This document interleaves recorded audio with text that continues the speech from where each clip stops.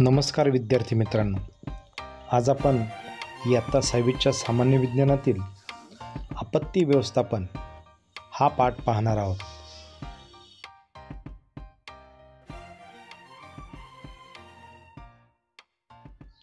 विद्यार्थी मित्रांनो, पुढे काही चित्र दिली आहेत आणि त्या चित्रांमध्ये कोणते प्रसंग दाखवले आहेत सांगा बरं. अगदी बरोबर. पहिल्या चित्रात भूकंप, दुसऱ्या चित्रात महापूर, तिसऱ्या चित्रात वादळ, चौथ्या चित्रात ज्वालामुखी, पाचव्या चित्रात वणवा, तर 6व्या चित्रात दुष्काळ पडलेला आपल्याला दिसतोय. जुलै 2014 मध्ये पुणे जिल्ह्यातील आंबेगाव तालुक्यातील माळीण हे गाव दरड कोसळल्याने डोळ्यांदेखत उद्ध्वस्त झाले. तेथील डोंगरकडा कोसळल्याने माती, दगड यांच्या ढिगाऱ्याखाली अनेक माणसे गाडली गेली व मृत्युमुखी पडले. नुकतीच काही दिवसांपूर्वी रायगड जिल्ह्यातील इरशाळवाडी या ठिकाणी देखील भूस्खलनाची एक दुर्घटना झाली. त्यात अनेक लोकांनी आपला जीव गमावला. जुलै 2005 आठवला की आजही मुंबईकरांच्या अंगावर काटा उभा राहतो, कारण त्यावेळी मुसळधार पावसाने नदीचे पाणी तुंबल्याने महापूर येऊन लोकांचे बळी गेले. 1993 मध्ये लातूर जिल्ह्यातील किल्लारी परिसरात तीव्र भूकंप झाल्याने हजारो लोकांचा मृत्यू झाला होता. आपण आतापर्यंत ज्या ह्या घटना पाहिल्या त्यांना आपत्ती असं म्हणतात. अचानक उद्भवणाऱ्या संकटामुळे राष्ट्राची किंवा समाजाची मोठ्या प्रमाणात जीवित, आर्थिक आणि सामाजिक हानी होते. अशा संकटांना आपत्ती म्हणतात. आपत्ती कशामुळे येतात, कशा असतात? अतिवृष्टीमुळे येणारा महापूर, भूकंप, विजांची कोसळणे, ज्वालामुखी इत्यादी. जंगलांना अचानक लागणारी आग, वाढत्या लोकसंख्येमुळे छोट्या प्रदेशात लोकांची गर्दी एकवटल्याने वाढलेली धोक्याची तीव्रता, बेसुमार प्रमाणात होणारी बांधकामे, पर्यावरणाचा ढासळत चाललेला समतोल, दहशतवाद, दंगल, गुन्हेगारी, यातून बॉम्बस्फोट, हल्ले, आगी, अपघात इत्यादी या सर्वांमुळं आपत्ती येतात. आपत्तींचे मानवनिर्मित व नैसर्गिक हे दोन मुख्य प्रकार आहेत. त्यापैकी काही आपत्तींची माहिती आज आपण घेऊया. भूगर्भातील हालचालींमुळे प्रचंड प्रमाणात ऊर्जेचे उत्सर्जन होते.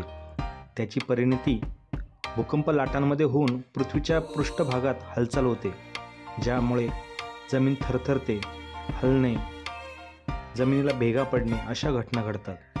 अशी भूकवचामध्ये कंपने होणे यालाच भूकंप म्हणतात. भूकंपासाठी अन्य कारणांबरोबरच मोठी धरणे व खाणकाम ही प्रमुख मानवी कारणे आहेत असे मानले गेले आहे. भूकंपाचे परिणाम: बांधकामे, पूल, रस्ते, लोहमार्ग उद्ध्वस्त होतात. नद्यांच्या प्रवाहांची दिशा बदलू शकते. मोठ्या प्रमाणात जीवित व वित्तहानी होते. महापूर ही संपूर्ण जगात वारंवार उद्भवणारी नैसर्गिक आपत्ती आहे.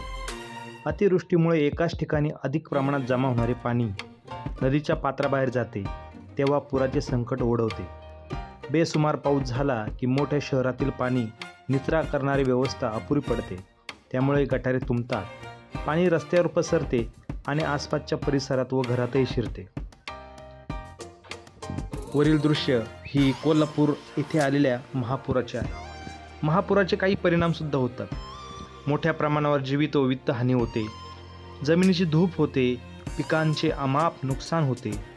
पूर ओसरल्यानंतरही आजार, रोगराई यामुळे लोकांचे आरोग्य खालावते. वरील दृश्य ही वादळांचे आहे. वादळे हवेत निर्माण होणारे कमी अधिक दाबाचे पट्टे आणि त्यामुळे हवामानात होणाऱ्या बदलांमुळे वेगाने वारे वाहू लागतात आणि वादळे निर्माण होतात. वादळाचे परिणाम: वादळग्रस्त प्रदेशांचे अमाप नुकसान होते. जीवित व मालमत्ता यांची प्रचंड हानी होते. वीज पुरवठा खंडित होतो. दळणवळण यंत्रणा खंडित होते. वणवा म्हणजे जंगल. कुरणे किंवा गवताळ प्रदेशात नैसर्गिक अथवा मानवी कारणांमुळे लागलेली अनियंत्रित आग होय. वणवा पसरण्याचा वेग प्रचंड असतो. वणव्याचे काही दुष्परिणाम देखील आहेत. नैसर्गिक साधनसंपत्तीचे प्रचंड नुकसान होते, हवा प्रदूषित होते इत्यादी. आपत्ती व्यवस्थापन आणि लोकसहभाग यांचं नातं फार जवळचं आहे बरं का. आपत्ती टाळणे, आपत्तींना तोंड देण्यासाठी योजना तयार करणे व त्यासाठी क्षमता मिळवणे म्हणजे आपत्ती व्यवस्थापन होय. नैसर्गिक किंवा मानवनिर्मित आपत्तींमध्ये होणारे नुकसान टाळण्यासाठी उपाय म्हणून आपत्कालीन नियोजन व व्यवस्थापनाची जास्त गरज असते. आपत्तीच्या काळात पुढील क्रमांक जरूर ध्यानात ठेवा.